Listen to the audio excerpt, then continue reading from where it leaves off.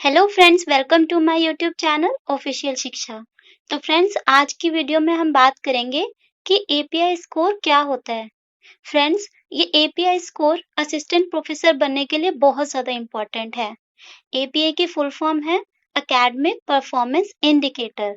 ये एक तरीके का स्कोर होता है जिसमें एकेडमिक मार्क्स कैलकुलेट किए जाते हैं और टोटल 100 में से एपीआई स्कोर बनाया जाता है। फ्रेंड्स, असिस्टेंट प्रोफेसर बनने के लिए जो मिनिमम एलिजिबिलिटी है वो है आपके पास पोस्ट ग्रेजुएशन होनी चाहिए आपके सब्जेक्ट में। उसके बाद नेट या सेट दोनों में से कोई एक क्वालिफाई होना चाहिए। अगर आप दिल्ली में या नेशनल लेवल पर आप अप्लाई कर रहे हैं तो नेट कंपलसरी है। और अगर आप किसी स्टेट लेवल पर असिस्टेंट प्रोफेसर बनना चाहते हैं तो उस स्टेट का आपके पास सेट एग्जाम क्लियर होना चाहिए। और अगर आपके पास नेट या सेट एग्जाम नहीं है तो फिर आप पीएचडी के बेसिस पर भी अप्लाई कर सकते हैं। तो फ्रेंड्स, ये हो गई है जो मिनिमम एलिजिबिलिटी एनटीए ने डिसाइड की है असिस्टेंट प्रोफेसर बनने के लिए।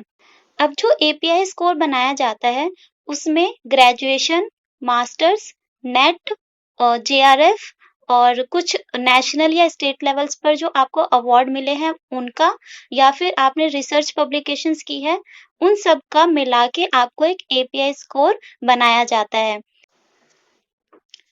फ्रेंड्स, जैसा कि आप जानते हैं कि मैंने मास्टर्स किया है एजुकेशन सब्जेक्ट में और लास्ट ईयर मैंने नेट एजुकेशन क्वालिफाई किया।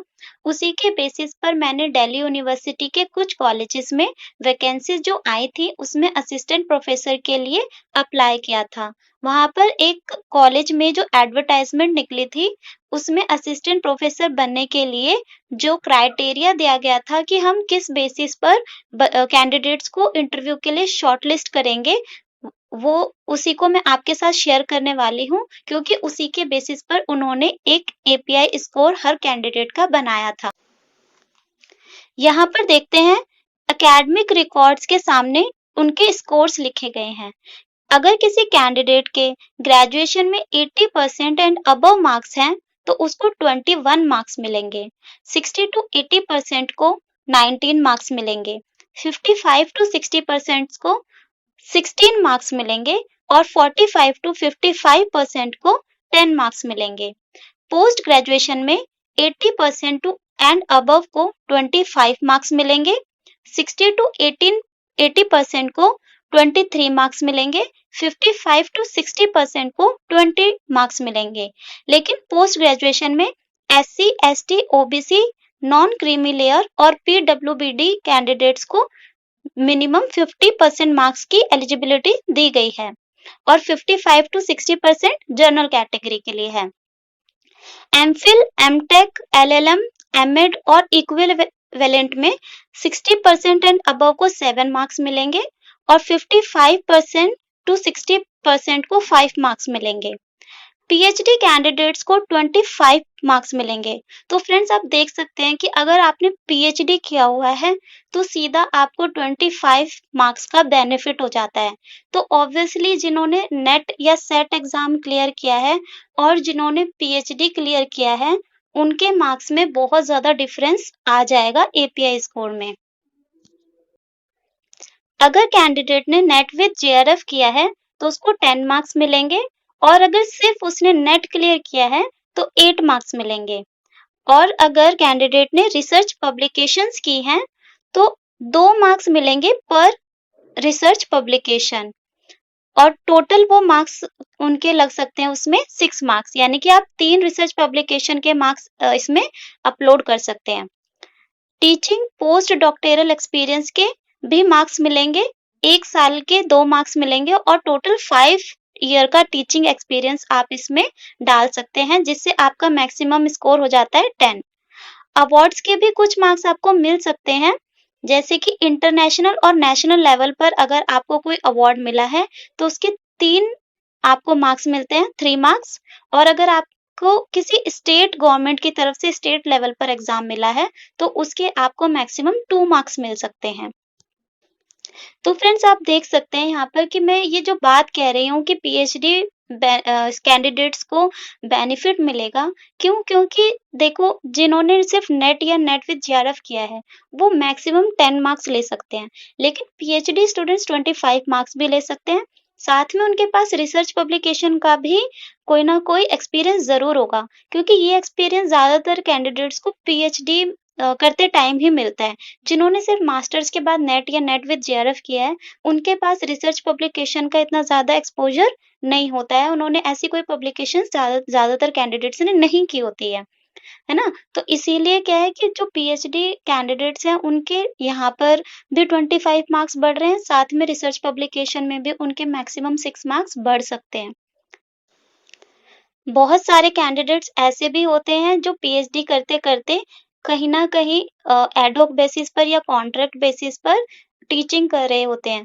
उनको जल्दी जॉब की भी अपॉर्च्युनिटी मिल जाती है। अब आप खुद ही सोचिए, अगर एक स्टूडेंट कहीं पर जॉब के लिए इंटरव्यू देने जा रहा है, उसने सिर्फ नेट क्वालीफाई किया है और या फिर नेट विद जेआरएफ है और दूसरा कैंडिडेट पीएचडी किए हुए हैं, तो एक अलग इंप्रेशन पीएचडी कैंडिडेट का बनता है।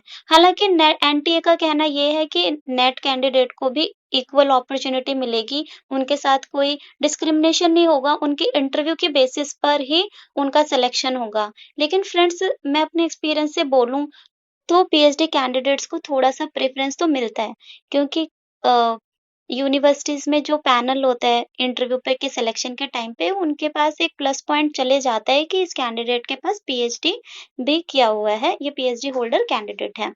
तो फ्रेंड्स, जिस एडवर्टाइज़मेंट की मैं बात कर रही थी, उसमें एक नोट भी दिया गया था, थोड़ा-सा हम उसको भी देख लेते हैं कि यहाँ पर लिखा हुआ था कि एमफिल, एमटेक, एलएलएम, एमएड और इक्विवेलेंट प्लस पीएचडी जिन्होंने किया है, उसको मैक्सिमम 25 मार्क्स ही वो देंगे। उससे ज़्यादा मार्क्स टोटल नहीं दे सकते हैं। जेआरएफ और नेट वालों को मैक्सिमम मार्क्स 10 मिल सकते हैं।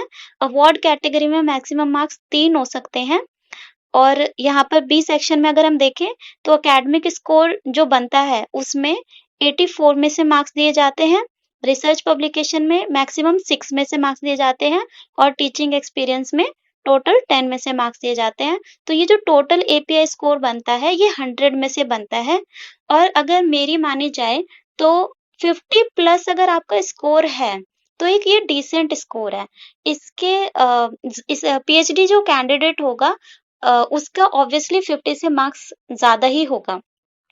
और अगर जिन्होंने नेट या सेट एग्जाम क्लियर किया है और अभी भी उनका स्कोर 50 बन रहा है, तो अगर वो पीएचडी भी कर लेंगे तो आप डायरेक्ट उनका स्कोर 75 या उससे अबव चले जाएगा, तो ये एक अच्छा स्कोर बनता है।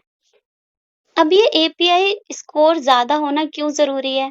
क्योंकि कुछ यूनिवर्सिटीज़ ऐसी भी होती हैं या कुछ कॉलेजेस ऐसे होते हैं, जो जितने भी कैंडिडेट्स के फॉर्म फिल होते हैं, उनमें जिनके हायर एपीआई स्कोर होता है, उनको प्रेफ़रेंस देते हैं या फिर उनको इंटरव्यू के लिए बुलाते हैं।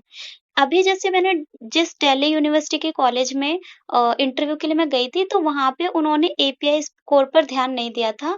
जितने भी कैंडिडेट्स ने फॉर्म फिल किया था, उन सबको इंटरव्यू के लिए बुलाया गया था।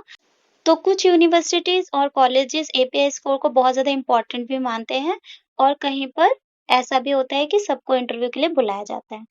तो अच्छा एपीआई स्कोर होना एक अपने लिए प्लस पॉइंट ही है।